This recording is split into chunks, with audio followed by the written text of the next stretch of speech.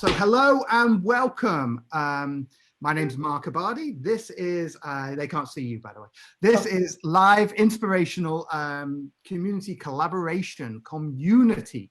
And what a weekend it has been. Wow, I have been through the burner. I tell you what, this scenario we're in really does ignite potential surrender to the edges that have been holding us all this time. It's like we don't realize how patterns of life channel us and maintain us in those belief systems and habit patterns that we're in, even if they're something subtle in our personality. Anyway, so I went through the burner this weekend with my Z. That was fun. And so, yeah, welcome to a brand new week, Magic Mondays, 420. Yes, we better get some weed out somewhere. Today's guests are Thornton Thornburg, Dr. Thornton Streeter of Energy Medicine Exchange, the Center for Human Energy Field Research. Is the person I did my first burning out of university with. We research energy field scanning devices for about 5 years or so.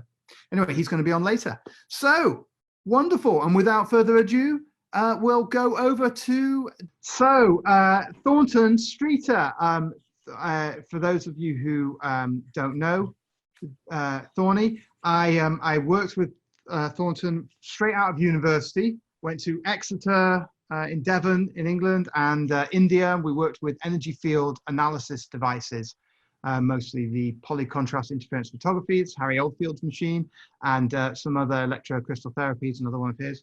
And we did research and saw a lot of clients and had a lot of fun and created fun stuff together. It's been a pioneer. Yeah, and it was because of Thornton that I got involved with the energy medicine side of things. It was in his library I first picked up Jacob Lieberman's Light Medicine of the Future book, and other energy medicine people like Jim Oshman, who was on the show a couple of weeks ago. Thornton, how are you? What are you up to these days? Well, my team and I are very busy doing and developing technology to meet the needs of the hour. You know, we suspected that we were able to identify different disease states remotely with the Biofield imaging system, but you know, you can't just announce that that's what you can do. So we're obviously doing a lot of testing, and at the moment we're really helped because a lot of people are doing kind of video diaries on YouTube, showing and talking through their days in isolation. And if they're sitting basically in front of a white wall, I can lift that imagery and we can analyze our key markers that we're looking for. And you know, it's pretty profound. Last week we were contacted by a member of the British government who is over here, I think permanently, kind of, I think he's actually stationed in Silicon Valley technically. And we've got an appointment with the health ministry and so forth to see how we can get involved. But they're, funnily enough, much more interested in the multi-scan, which is our sort of full body screening device. We have quite a team of doctors in the UK now, some of them quite well known and working within the NHS using that device. Can you tell us about the device? Yet it really needs to be in every...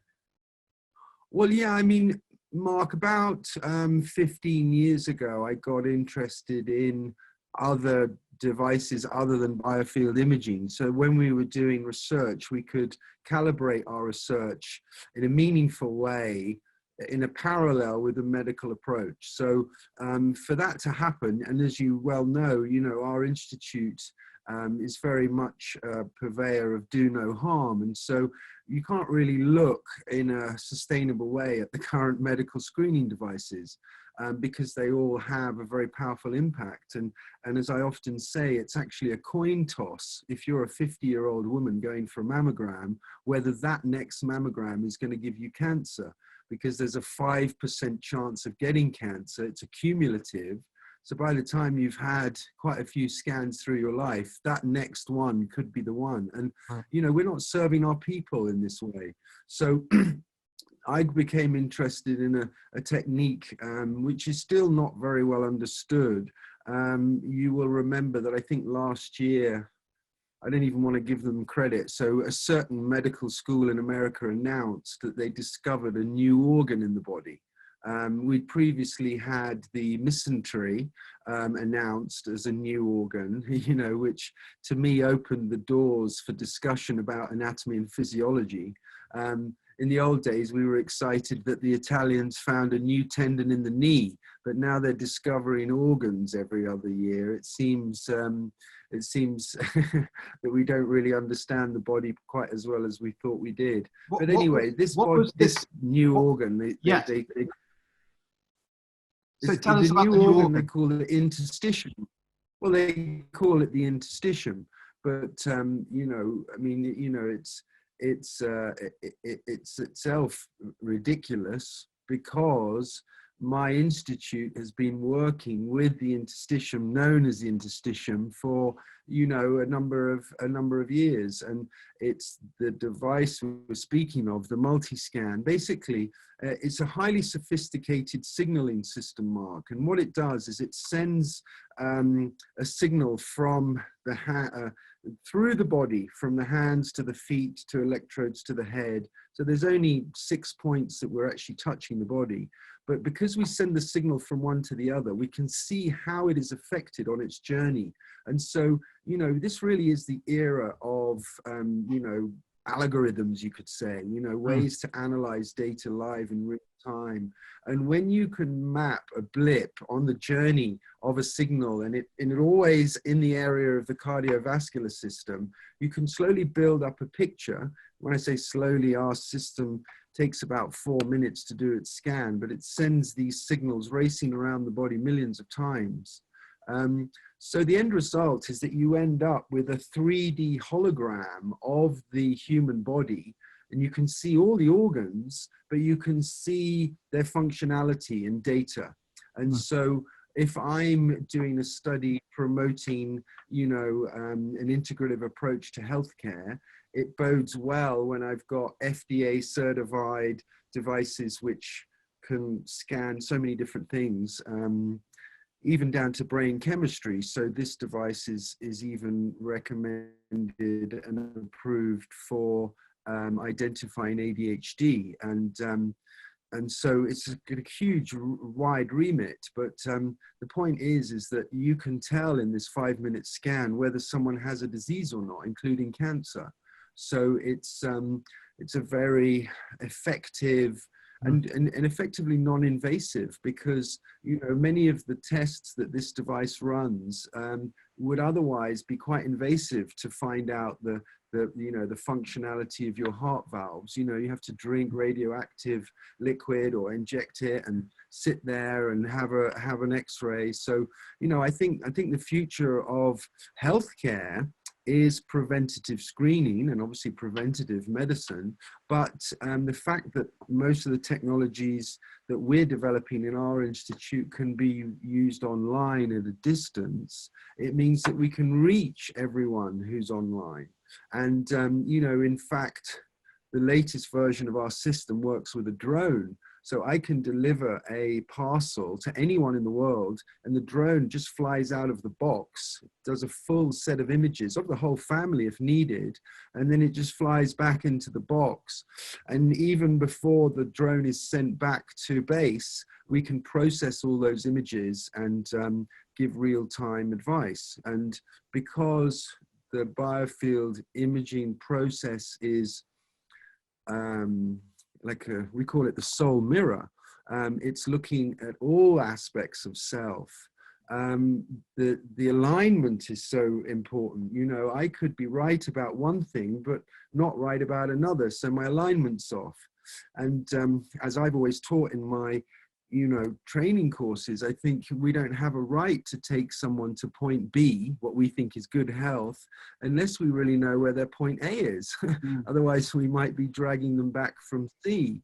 You know, right. we may just you know, projecting on last week's training course. So, you know, I think it's a very dynamic space. I mean, I find it fascinating that most of the real pioneers in this field are working completely outside of the institutions. And it's to do with a delay, ironically. I mean, as you know, my scientific experience is limited to actually working in the field, working into a lab.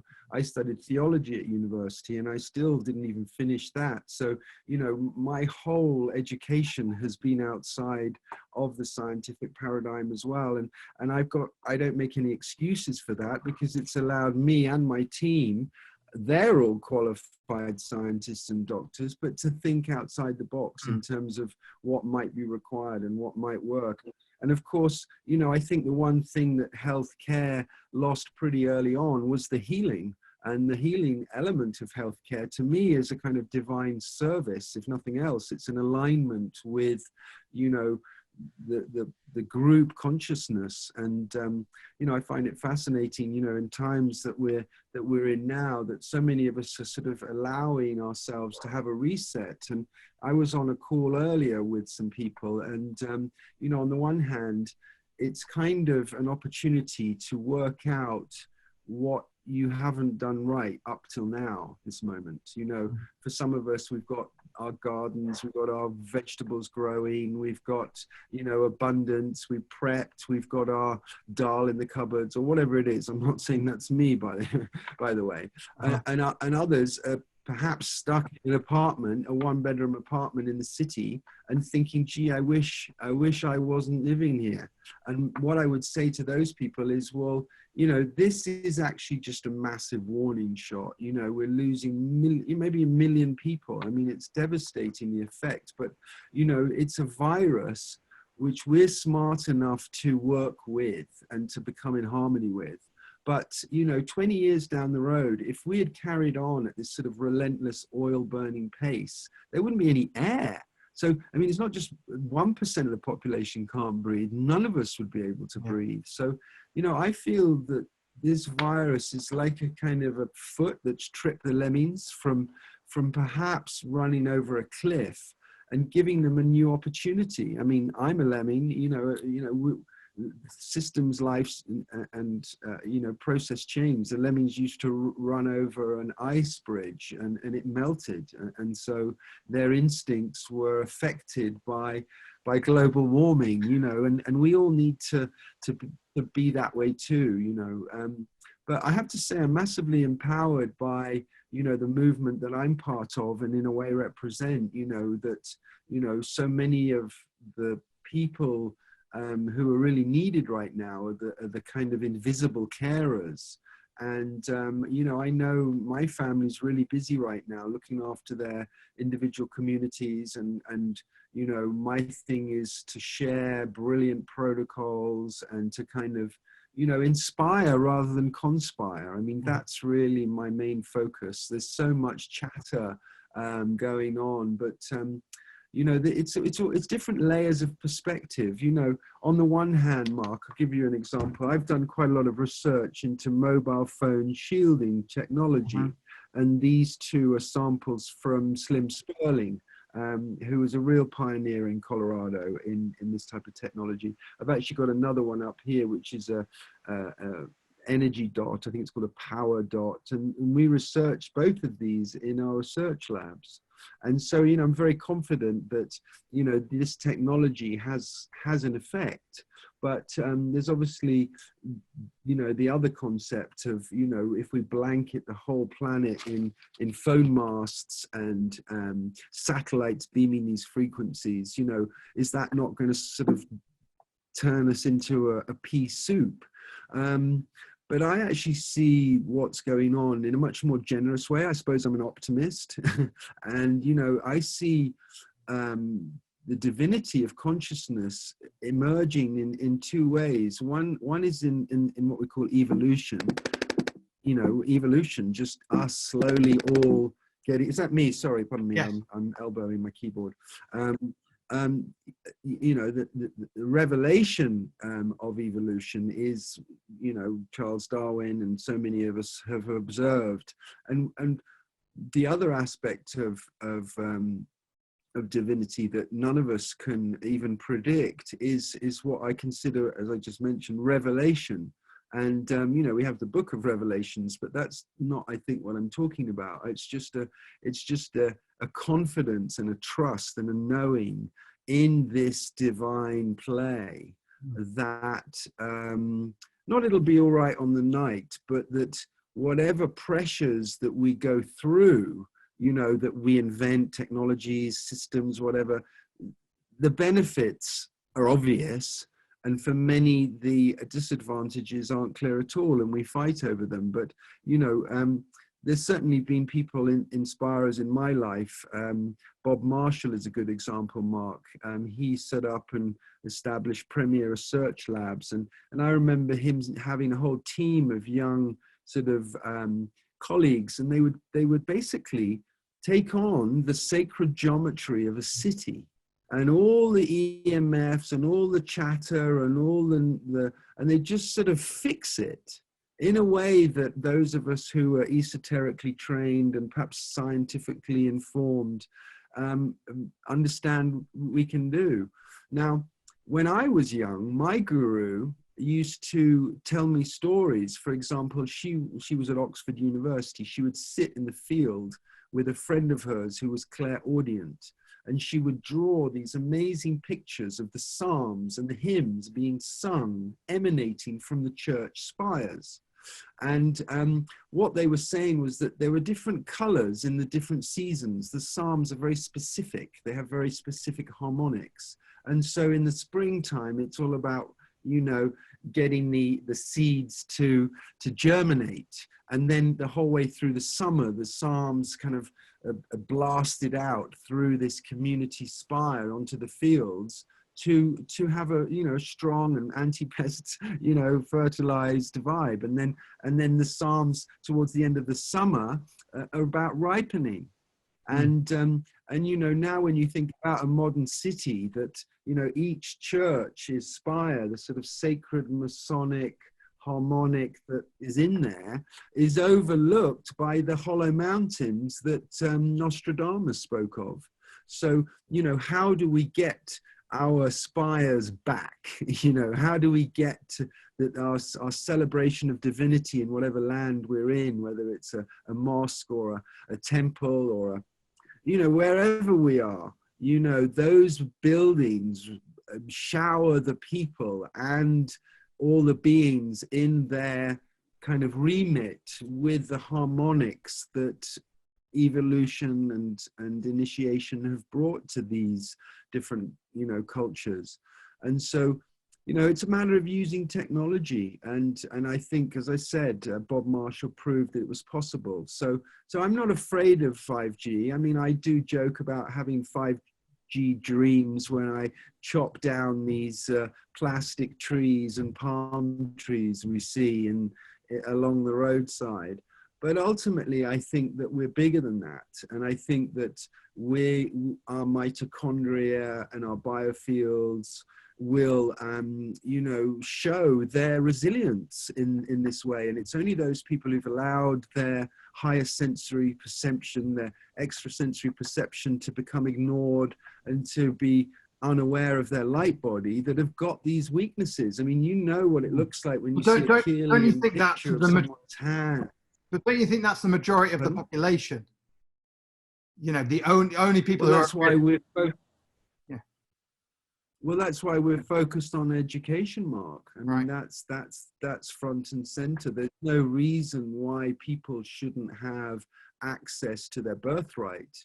I think that's what people like you and me are doing. We're just, you know, my teaching now is either very specific and scientific. You know, I often, you know, I've got thousands of practitioners around the world now working with biofield imaging, and I meet maybe only 10% of them because we're so good at transferring our technology and our knowledge like this on Zoom. And for example, if you or any of your listeners or any of my listeners wanted to send me a set of images taken of themselves against a white wall with sort of cotton underwear, front back, well lit from where the camera is, we can develop those images. And so I do that as a service for my students. They take good images, and so I then run through them with them online, and they record the Zooms and play them back to the person who's the image belongs to. So, you know, I can't tell you the feedback I get on a daily basis, Mark, from people who just cannot believe that someone who they've never met, you know, on this voice is telling them their sort of innermost kind of alignments and secrets and possibilities. And you know, for me, it's a sacred so this job. is the I don't Biofield. consider myself a doctor at all. This is the Biofield Scanner as opposed to the multi-scan. Are they different machines?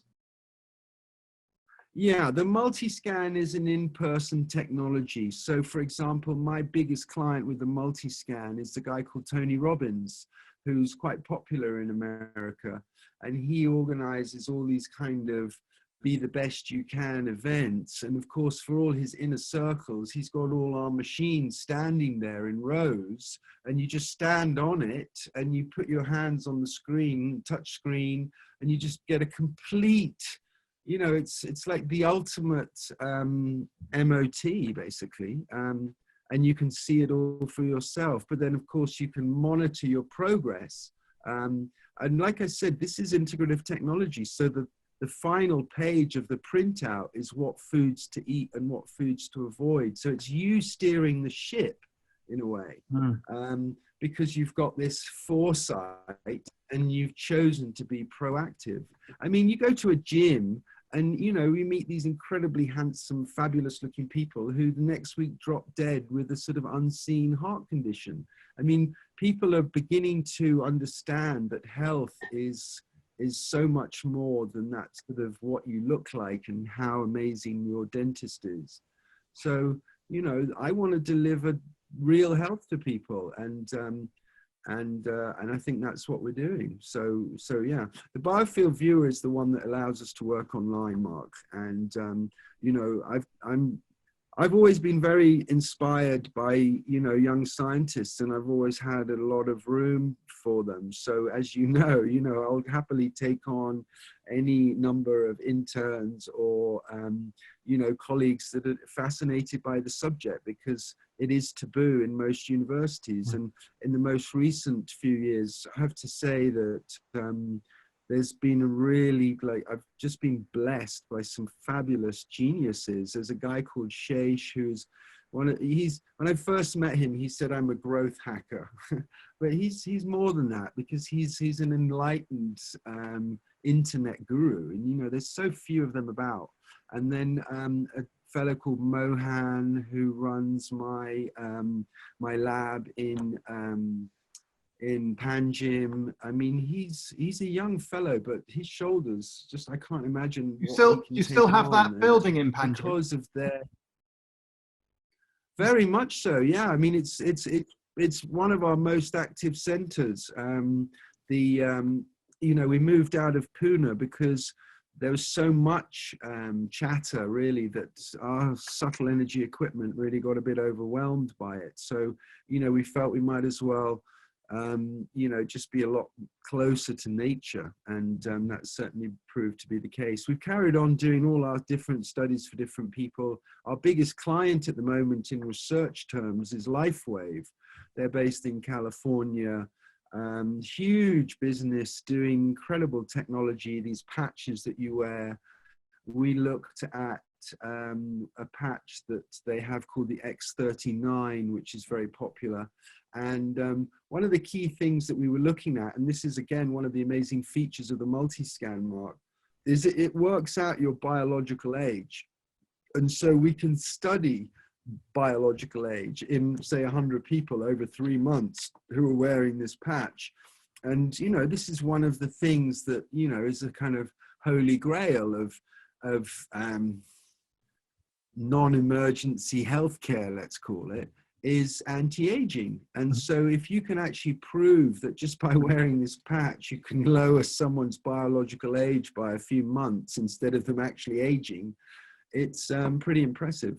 So yeah, that's the kind of stuff that I'm doing. And I have to say, you know, we only take on research clients who have a holistic agenda. You know, people who make drugs aren't interested in what's happening in the biofield, but at the same time, people who make natural medicines don't have the same avenues that people that make drugs do to do research. So apart from my own lab, which is pretty much full-time busy, we also have a lot of other labs that we've helped set up so that, you know, they've got, you know, the ability to kind of work on the same level we are.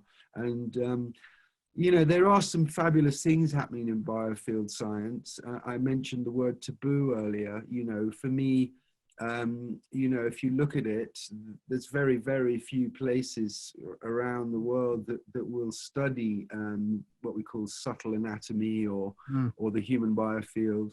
And so it's really down to people like myself and Sharmini Jain. I've got to give her a huge amount of credit because, you know, she comes from a really kind of pucker, you know, trajectory, both through, you know, her own education and her own scientific abilities, but just kind of plugging into people like the Samueli Institute, who are, you know, with a small coin doing an incredible amount for integrative healthcare.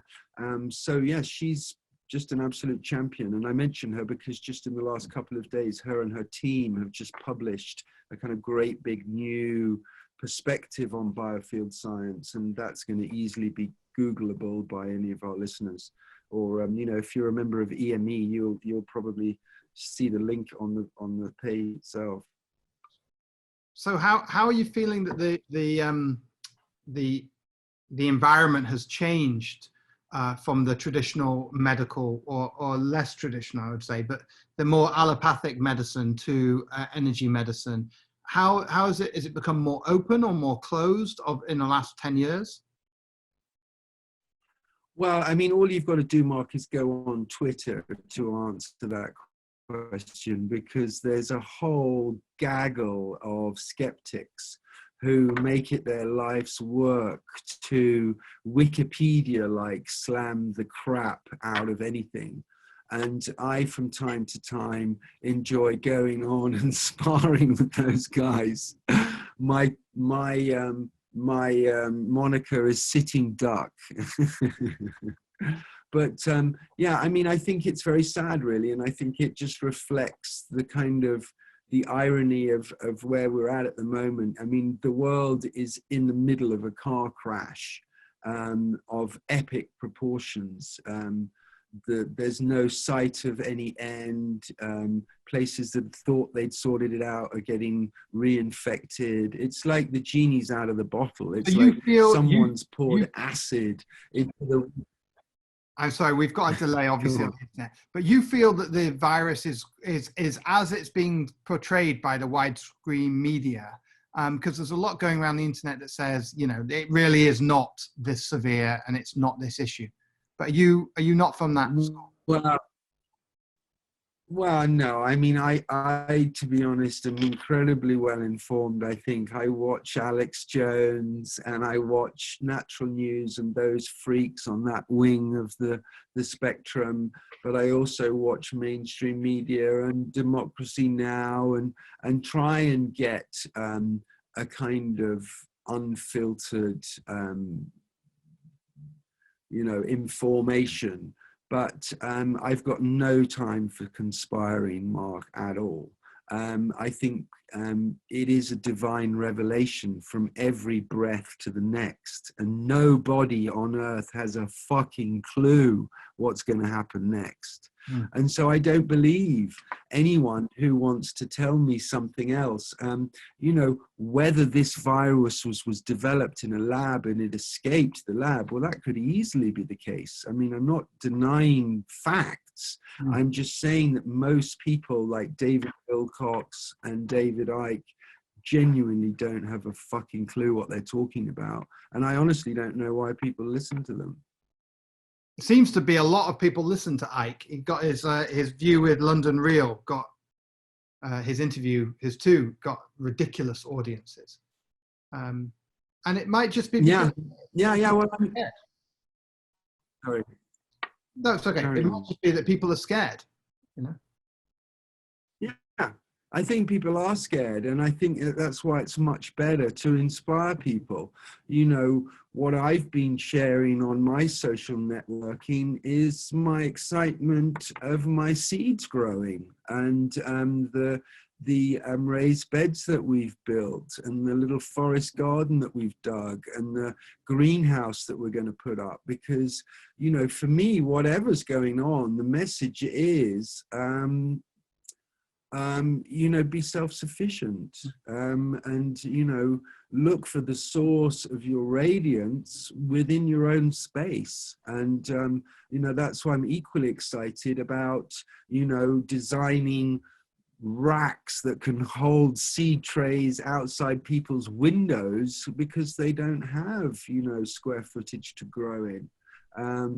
But I know that we can nourish ourselves in whatever circumstances.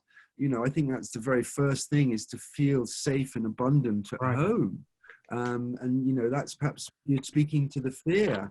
But, you know, I'm in America at the moment, and they're experiencing all kinds of shortages because most of American food is, you know, it's like the pharmaceutical industry. I mean, it's on an epic scale. So if the virus affects a few people in one factory, that's 5% of, you know, the American pork that's gone down. And, you know, I don't mean to speak to politics. I just mean to share the insight that clearly, you know, farming on a small scale isn't about profitability. It's about nourishment, and people shouldn't just have economic spectacles on. There's many more things that we need to be focused on if we want our families to be nourished, and for future generations, you know, to share the abundance. You know, when I fly over this planet, I look down and I don't see any people or any cities. I just see beautiful, beautiful world. And every once in a while, you know, you fly over a bright area at night, and, you know, but this planet is really unspoiled. And, you know, I think pollution is an illusion in some sense. You know, we take 119 elements and mix them together and shake them up and lay them down again. The only problem is that we're so nefarious, and, you know, we always want to turn a buck. But, you know, what's happening now in the economic, I mean, if you watch the news now in America, they're more concerned about the economy, I think, the people who are running the country, than the people themselves. And I think that's, you know, that sends a message to everybody, you know. And I think we're going to see community strengthening, you know, think local, think global, act local. You know, that was one of the early messages out of Devon, and the, you know, the Dart, you know, the Totnes Institute down there, you know, this Schumacher, small is beautiful. And, you know, I think that's something that I've always personally cherished, you know, that you know, the globalization experiment clearly hasn't worked, because we're not really getting served now with this virus. I mean, in terms of healthcare, you know, I think that the answers for dealing with viruses are in energy medicine. We know viruses vibrate in a certain bandwidth, and people only resonate with a virus when they're vibrating in that bandwidth. So if we have the technology and the guidance to keep people vibrating above the bandwidth of viruses, then they can't get them. You know, it's a different mindset. And, you know, I hope that more and more people are looking at the work of people like Raymond Royal Rife, as a consequence of the lack of treatment. It's all very well talking about vaccines, but, you know, it's a year down the road. You know, you can tune a machine that's here on my table right now and deal with viruses. Why aren't people talking about that? You know, I think it's very sad that we've got the blind leading the blind. But I hope, no, I know that this is just a challenge. But if we accept the challenge and we deliver on it, you know, we can see our Gaia return to being a new Eden. I mean, oil's at $1 at the moment. I was thinking how much more a bottle of water in a supermarket is today than a barrel of oil, Right. let alone a bottle of oil. You know, it's just so upside down. And on that basis, we can have a rethink. You know, a lot of us have noticed the clearing of the browns, you know, I can't even think of the word, but the smoke over the cities clearing. You know, we've all seen the satellite maps. Yeah, exactly. But you know, but we just may be strong enough to not go back to that crazy full tilt. And you know, it's mostly because people are realizing what's important to them now. Yeah. And it's family, it's being able to not just put a meal on the table, but it to be worth it. You know, I'm pretty much cooking from scratch every day right now. I'm absolutely loving it. You know, we baked banana bread. There's so the kids are with you. That's great. There's lots of people who are realizing that, you know, the restaurant life is not possible anymore, because that's what they were doing. They were just living on going out and eating. And you know, something we worked on early was the blessing of food.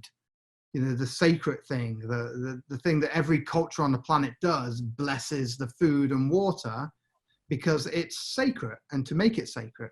And you think that there's a real return to the sacred now with this opportunity? Like, what can people do to enhance it? I think it's more than that, actually. I mean, for me personally, you know, I think it's a kind of a mapped Kundalini guidance system now, you know, where once you've got the basics and you're surfing on the sort of the wave of now, and you're riding presence, and you're totally present, and you're not distracted by any kind of anchors in the past or tentacles in the future, you're really in present, then you have access to your kind of, I call it the sports gearbox, you know, your higher sensory perception. And on the basis that, you know, if the 4D world is space and time, and we're talking about 5, 6, and 7D, you know, this all occurs beyond space and time. So yeah, I think we're hugely liberated.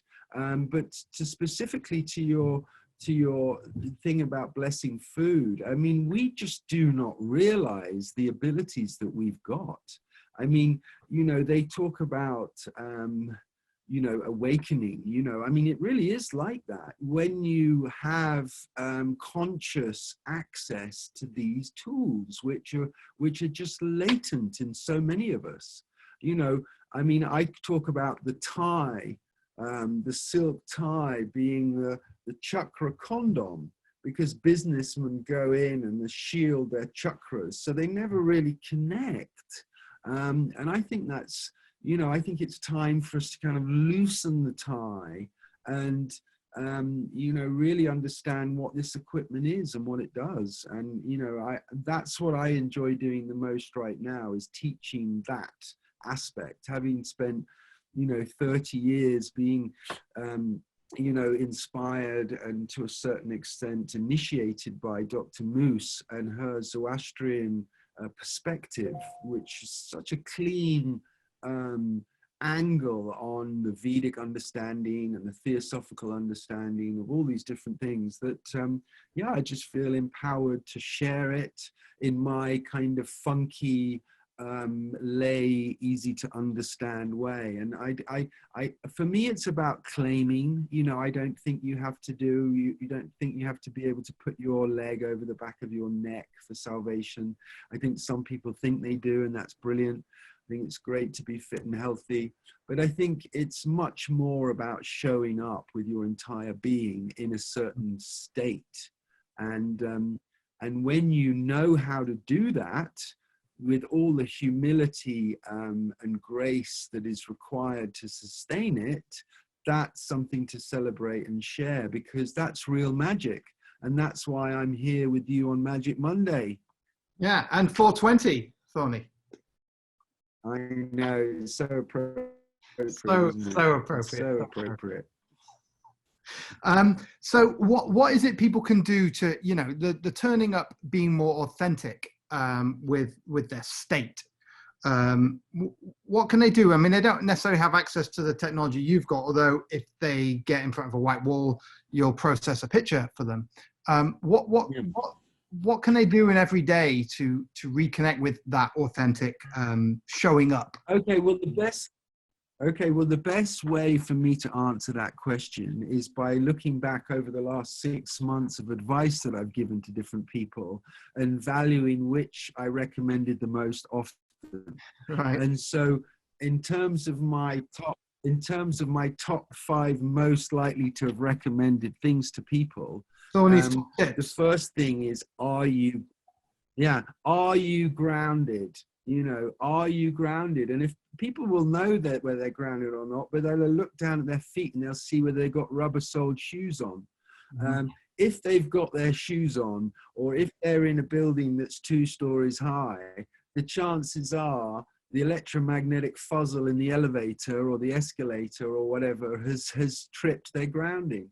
And I think you know, as much as we can stay grounded, the better, really. And you know, that's why it's about our lifestyle choices as well. Do we take that hour to walk in the park, on the beach? You know, even those of us in lockdown, we're allowed to, you know, barefoot in the park. You know, that's really what I'd be saying. The second thing that I recommend a lot, which is strange to me because it's kind of a no-brainer, but it is an issue with many of us, is to breathe.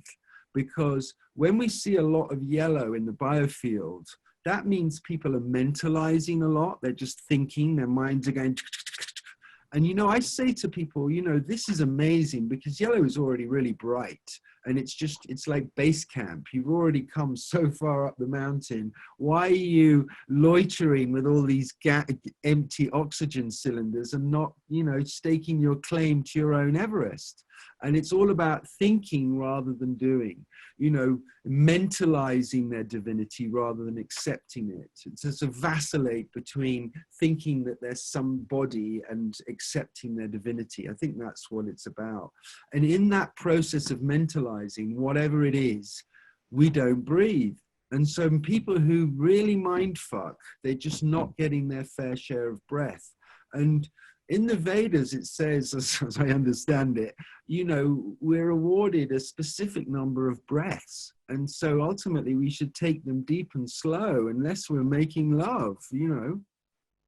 And even if we are, you know, deep and slow. All right. Excuse me.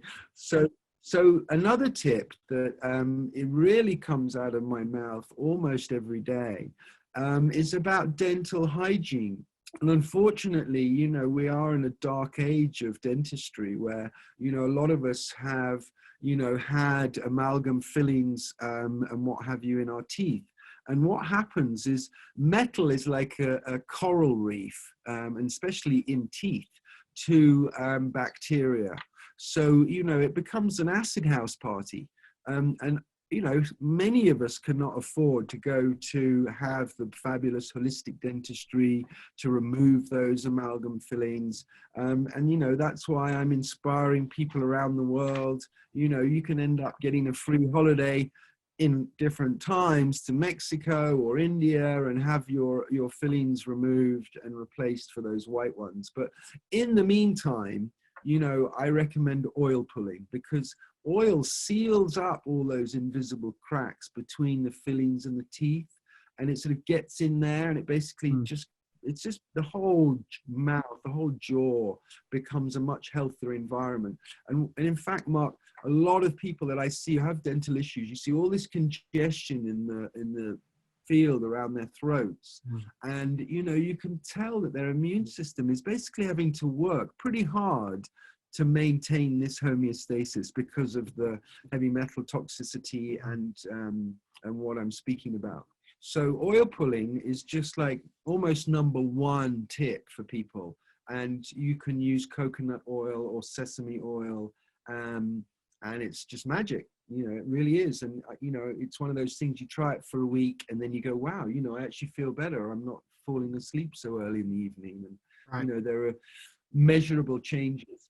So, you know, if I was running out of time, I would say those would be my top 3 things to be conscious of, to be conscious of breathing. And, you know, in that process, I kind of developed my own little breathing technique, which I call mountain breathing.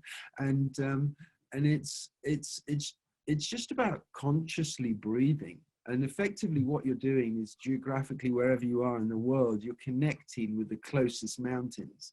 So for me, I've obviously got the Rocky Mountains behind me, but for you, it may be some Californian mountains, or maybe the Himalayas, or Ayers Rock, or wherever you are in the world. But the point is what you're doing is you're kind of imagining, you know what it's like at the top of a mountain. Maybe you've been in a ski lift or a cable car, and there's sort of every single flake is glistening in the sun like diamonds, and the air is so crisp and fresh, you can hardly believe it. And, you know, you're so invigorated living and being in that kind of atmosphere. So I'm talking about kind of somehow connecting with that source up there and reaching for it with every breath. So you're effectively maybe breathing, you know, down a mountain 700 miles across the plains to your lungs. But in that conscious act, it's really a big breath. And also you've got the opportunity to bless everybody who comes into contact with that great giant breath that you're taking in and out. And so it becomes this accepting your divinity, air purifying role for the planet, and yet at the same time getting some good, clear, conscious breaths. I mean, I don't know what to say. It seems so obvious to me that, you know, because of our extrasensory ability, it doesn't matter where we are or who we are or what we think we are, or even what we're doing, and we can just have this moment where we can claim, you know, our full potential and then live it. And for me, it's about helping people do that in a scientific way. So it becomes precision healing and, you know, precision guidance, not just sort of blindly with my tea bags and pendulum going, yeah, I think we're on the right track here. But actually having all that data to monitor our progress, and then it's real. Then you can own it. I came up with this phrase earlier, you know, I want people to be able to claim their optimum state, to own their optimum state, and then to take it home.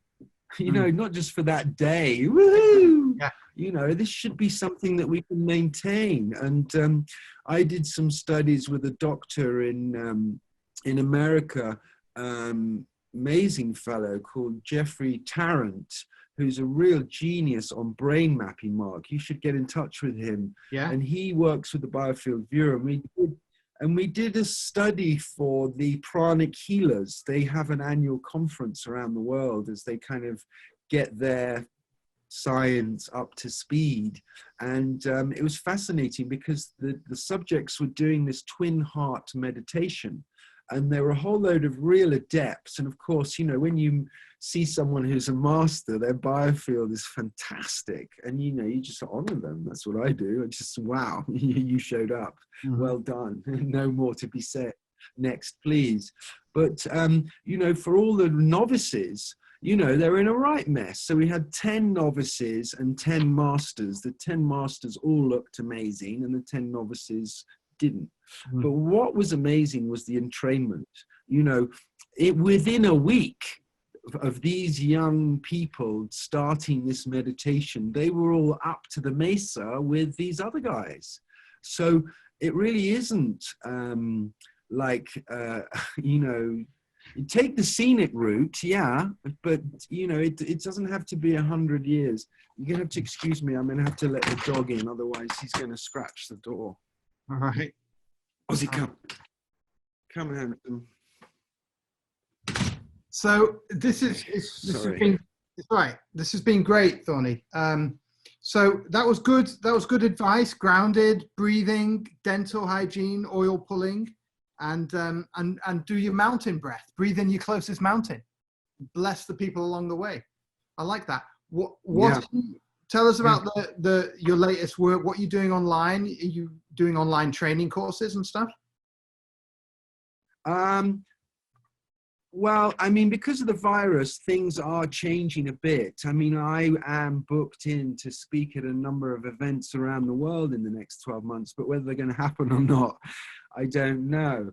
I think I'm supposed to be in Germany in September. I guess that thing could still be happening for, I'm sorry, I forget the name of it. Oh, I do apologize. But yeah, I mean, online, my school is open online every day.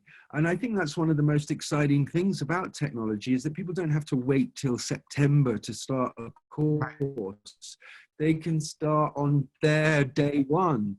So I've got probably, I don't know, 40 people at various different stages of working with biofield imaging at the moment. And that really does keep me busy because I'm in service to them. Until they don't need training wheels, I am there. And then when they cycle off and leave me on the side of the road, that's when I really know that they've mastered it. Oh, excuse me. And that's a real excitement for me. I think it's a beautiful way to teach, and it's a beautiful way to transfer the knowledge, because I start off interpreting the entire image. But after listening to me interpreting images for a few weeks, people get the basics. Yeah. So they can cover the things that they now understand, and I can speak to the minutiae, which we may not have covered before because it's a unique one. And so very quickly we get to a place where their confidence grows in interpreting the images. And that's, to me, very important. You know, my team in India is working on an app that makes the biofield accessible on the phone.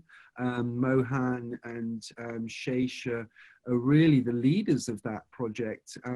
My mentoring is really genuinely supportive. So I encourage people to do and reach for the skies however and whenever they can. And Mohan specifically is really taking our biofield potential into something that you or I couldn't have even imagined just 5-10 years ago. I can give you a demo if you want. Yeah, Actually, I better not, because that might not work. No, I better not. I better not, because it might not work, Mark. I've got too many different links on my computer, and it might not work. And with regards to perhaps we can meet together another time. Yes, with regards to you doing picture processing, that offer's open to people if they send you images? Absolutely. I mean, if you go onto my website, if you go onto biofieldviewer.com, all the instructions are on there. I mean, there is actually a charge at the moment because, in fact, there's no other source of income. And, you know, that process that I'm doing is funding our research at the moment. So I'm unashamedly asking for effectively a donation for doing it.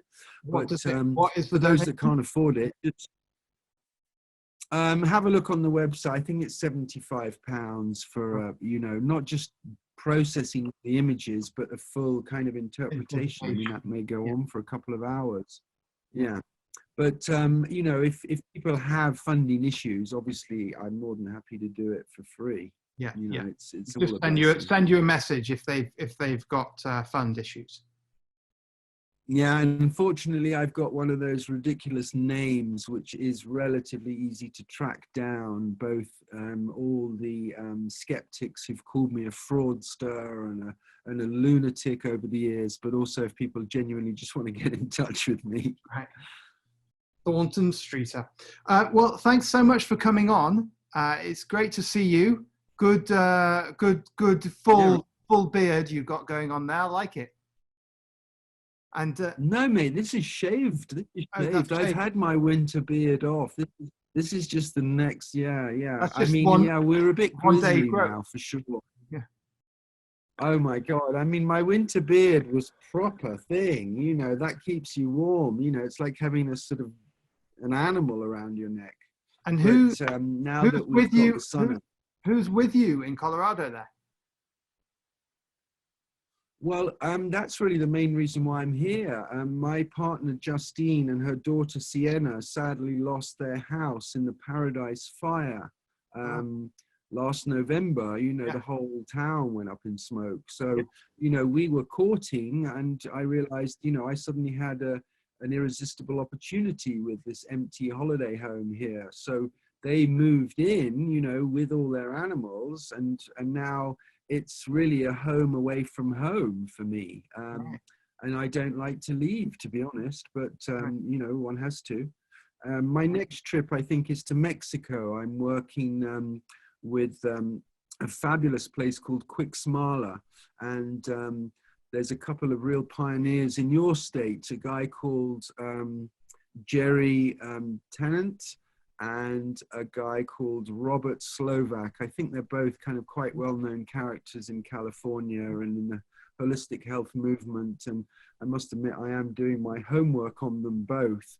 But the point is that, you know, some of the things that I've spoken about today really is what we're actually going to be putting in practice, because, you know, the American health system is a bit slow for me. And so I'd like to see, you know, a proper international quality holistic health hospital that can treat cancer patients in an alternative way, you know, available a short hop away and not, you know, not available or thousands of miles away. So that's one of the projects I'm looking at with excitement at the moment. Amazing. Well, thanks so much for sparing some time and coming on. It's great seeing you again. And so Biofield Scanner or biofieldviewer.com? Biofieldviewer.com is our website, but if you want to do research, serious research on our work, where most of our papers are on ResearchGate, and also if you want to sort of track the history of our institute, we've got biofieldsciences.com. That's really the website of our institute. And of course, I have devoted a lot of time over the last few years to the Energy Medicine Exchange, which has its own website, and that's where all our archive is. Well, the group's on Facebook, but the website, energymedicineexchange.com, has got the database of all of the, you know, even you, remember you did that amazing event on water with Maywan Ho? what was his name? What is it? Well, Maywan Ho, but I'm Jerry thinking Pollock? of Jerry, yeah, Pollock, exactly. I mean, I don't think many people had even heard of Jerry Pollock back then. You know, it was real pioneering stuff. But you know, everything has its kind of time, and now every Tom, Dick, and Harry is doing high quality energy medicine education, the shift, you know, all these different Mind Valley people. I haven't felt the necessity to really focus on filling that gap, because I think there is some really good quality education available pretty freely online. So yeah, I mean, my focus is very much on inspiring new people to work with our technology. It's very accessible. You know, you can start working with the technology just for the few $1,000s, and it's an income earner. So, you know, I don't think it's a poor investment at all. But in terms of the light that it sheds in people's practice, I mean, it literally is like turning the lights on. So there's quite a difference when you're feeling around in the dark. Yeah, yeah. Well, yeah, Thornton, thanks so much for all your work and for coming on the show. It's been great speaking to you. I'll just close out. So thank you for joining me on Magic Monday. Thanks to my guest, Dylan Newcomb with Uzazu, and Dr. Thornton Streeter, the Energy Medicine Exchange, and Biofield Sciences and Biofield Viewer. And this is Markabadi. I will also tell you, as I have to, I've got a book, Evolve, check it out. Like and share this video, have watch parties. Remember the lessons that it basically is you, the mountain breath, ground, breathe, and move to your awareness of where you exist inside the feeling of what you feel. How does it feel now? How does it feel when you do different movements? Check out Dylan's online workshops for free, and we'll see you again soon. Thanks very much. Markabadi signing out.